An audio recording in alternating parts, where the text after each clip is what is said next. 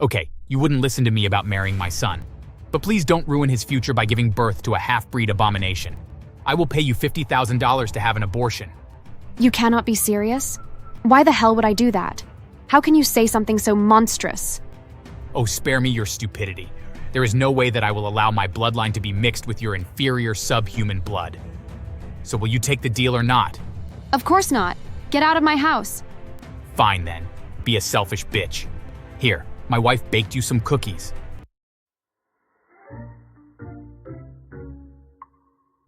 Hi there, my name is Susie, and let me start off by saying that this story isn't a very happy one. It all started when I met Dave. Both of us had recently graduated from college, and we were starting off with our new careers. We were excited to finally be joining the working force, and we had both chosen this cute little cafe to have lunch in. There was only one table left, and we sat down across from each other at the same time.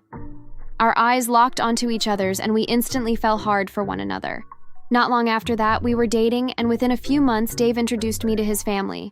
I was so nervous about making a good first impression, and as it turned out, there was no way that I could have.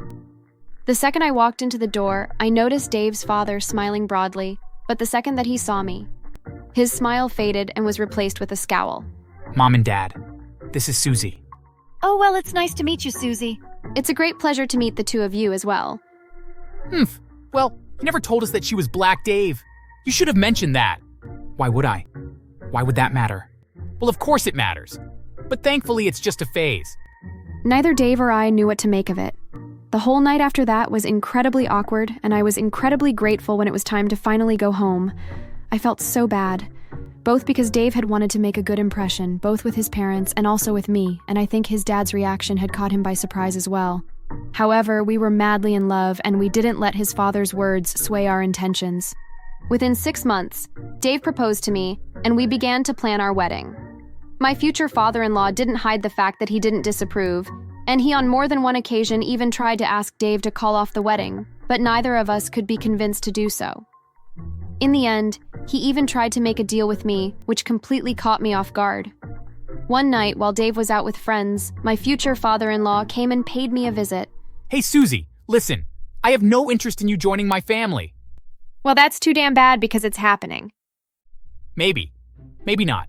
If I were to give you $50,000 to walk away and never tell Dave why, would you? I couldn't believe what he was saying to me. The money would be nice, of course, but Dave was the only person that I would want to share it with. So that was pretty much out of the question. No.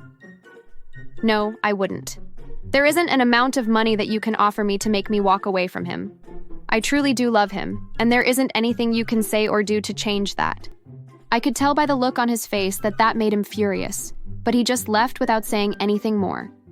Surprisingly, he didn't say or do anything, and our wedding came and passed. He scowled the entire day but kept his mouth shut. A year later, I thought maybe he had changed his mind about everything, but was unsure.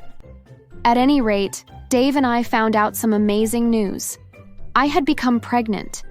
It was a bit unexpected and unplanned, but both Dave and I were incredibly happy with the news. We started telling everyone the good news, but when we told Dave's parents, they had mixed opinions. His mother was happy for us, but his father just stared and was emotionless. He did not say a single word, which was even creepier and more disturbing if he had said anything cruel. I knew that he didn't like me, and all because I was black, but for him to not say anything about me being pregnant was just plain odd. A few weeks later, I was sitting at home while Dave was out and my father-in-law came over. The visit was very unexpected, but I saw no harm in it, so I let him in the house. Okay, you wouldn't listen to me about marrying my son. But please don't ruin his future by giving birth to a half-breed abomination.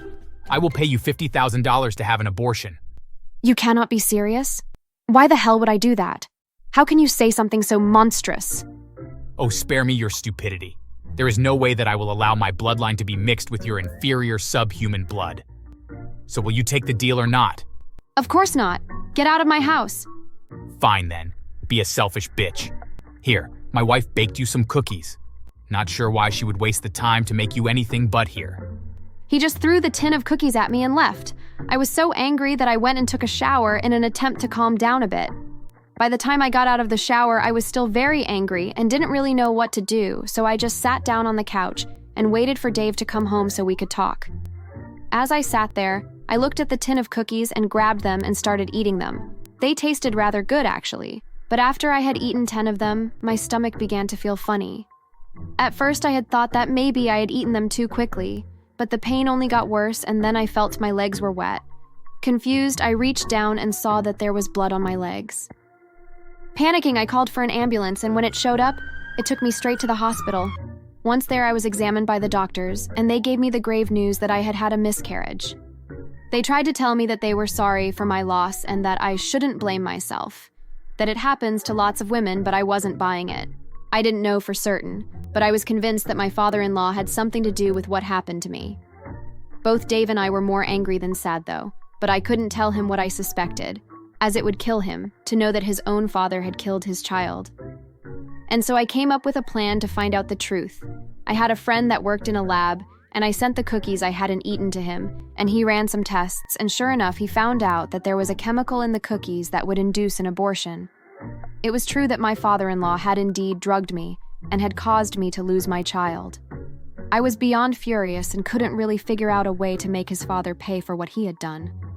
And so I asked Dave not to tell anyone what had happened yet, and that I wanted to tell people in person. He was confused, but he agreed, and so I was left to tell people when I was ready to.